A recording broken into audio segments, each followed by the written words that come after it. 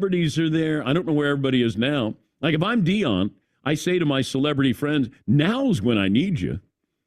Now's when I want you to come out and support. But his son, Shador has a fracture in his back. I think what happened is you probably got some kids who were verbally committing to Colorado in September.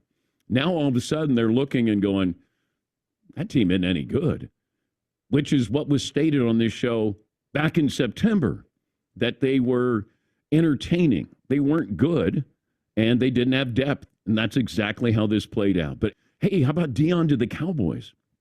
Well, because of those things where they cooled off considerably, Deion has been mentioned by his friends on these talk shows that he could, hey, why didn't he get Texas A&M? Hey, what about the Cowboys? Well, if you're a recruit or parents of a recruit, is he even going to be there? Hello, family. Welcome back to another episode of Journey to Harmony. I'm your host, Richard Harmon. Today, we want to talk about the question, was this season with the Colorado Buffaloes and Deion Sanders a success or a failure? So, Colorado, again, began their season with a 3-0 record. Things were hot. Deion Sanders and Shador, as well as Travis and Shiloh, were coming from Jackson State. They started off with 3 wins, had gone, I believe, undefeated last year, and there was a whole lot of hype. ESPN was at every game. Fox Sports 1 was at every game, and there was a lot of talk, a lot of consideration on whether or not this team could at least win a conference championship, or at least compete for a conference championship. And I think over the last 9 or 10 weeks, it has been kind of disappointing for the most part in what has happened. So with this now, I think a lot of people, there's going to be a lot of different comments on this video, and I understand that this is a very emotional topic. And I want us to look at this and to consider it from a standpoint. If we remove Coach Deion Sanders and his name, what would this team be right now? Well, a lot of people will say to you right now that the recruits are decommitting, and it happens at every program. I think the difference that happens in terms of a Georgia, a Texas, a Alabama is that their floor is 4- and 5-star recruits. That's who they recruit. That's who comes in the door. For Colorado is a 2- and 3-star recruit program, and that's where they have been for the last few years. So what happens is when you lose 4 or 5 4-star or 5-star recruits, you're left with 3-star recruits. And if you're playing 3-star versus 4-star, you're normally going to lose those games. Colorado has Stanford in their division. They have, they play Utah, they play Oregon, they play Cal, they play all of these other teams that people are from Colorado. California generally has the most D1 recruits, I believe. And what you're trying to do, you're trying to bring people from California to Colorado. And what are some of the things that Colorado has going for it right now? Shador Sanders, for better or for worse, he has a fractured back. The team lost 6 games in a row, and I believe 7 of 8 of their final games.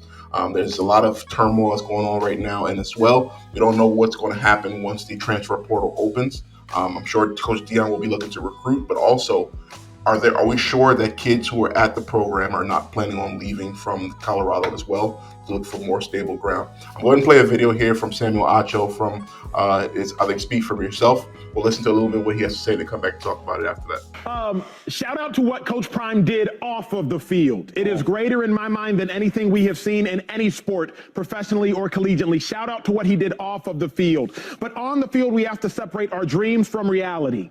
In our dreams, Colorado was going to compete for a Pac-12 championship. But in reality, they finished the season losing 6 consecutive games. In reality, they did not beat a team with a winning record. In reality, this team peaked on the football field week 1 versus a TCU team that finished the season 5-7. In reality, the quarterback, also Deion's son, finished the season with a fractured back. In reality, they lost to a Stanford team after winning 29-0 at halftime. In reality, their offensive coordinator, who was demoted in the middle of the season, who arrived in the offseason, has now left to go to San Diego State. In reality, they promoted an offensive coordinator, Pat Shermer, who didn't arrive until July 8th, which was after offseason team activities had already occurred. In reality, this team still has a defensive coordinator, Charles Kelly, who was one of the worst defensive coordinators, at least statistically, in the game of football last season. In reality, the Colorado team has lost 5 major recruits over the last month, including a 5-star receiver, a 4-star quarterback, and another 4-star quarterback. In reality, this team is far, far off, but in our dreams,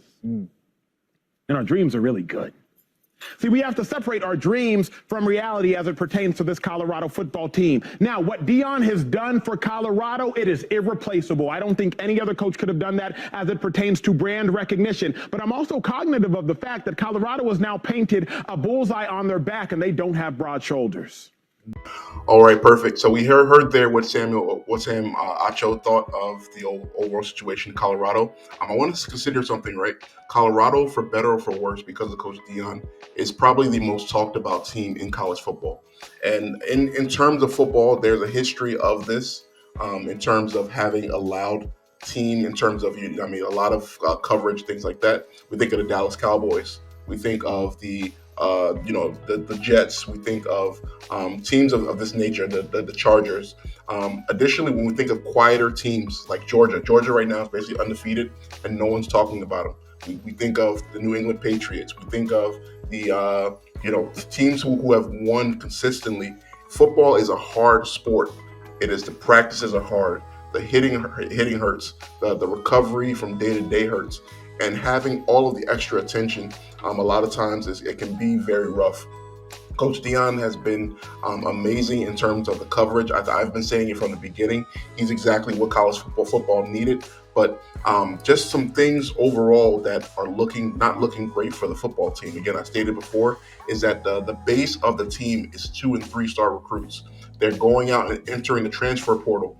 The transfer portal are going to be kids who were not playing at their previous universities, who are now looking for an opportunity at Colorado. So again, you're getting players that are lesser for the most part than they were at other universities are coming over there. At the same time, right now, you're trying to recruit high school kids, and you're walking into those rooms with people from Oregon. You're walking into those rooms with people from USC. You're walking into those rooms with people from Utah and these other universities who are winning right now.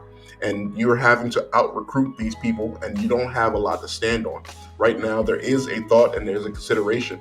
Stephen A. Smith and some other people have stated, why isn't Deion on the choice or the option for teams like Texas A&M and like the Cowboys?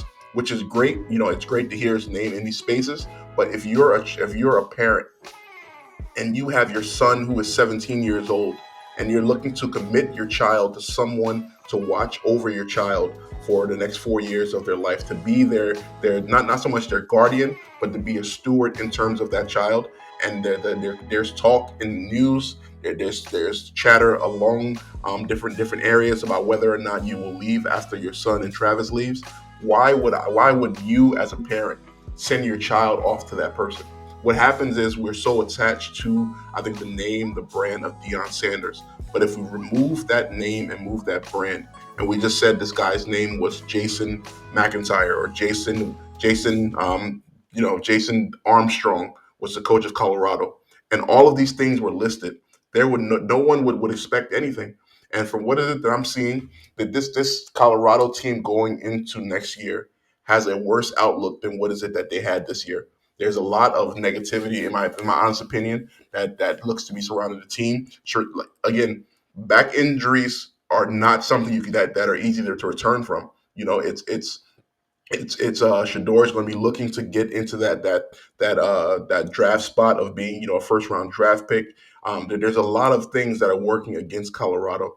And as the season goes along, we'll get to see exactly how it turns out. My hope, again, as I stated before, Colorado and a successful Colorado team would be great for college football. College football has become regional. It's mostly just the SEC who is winning games, and that's annoying for a lot of people because we see it in the national ratings when the championship game comes. Most of the country turns the TV off.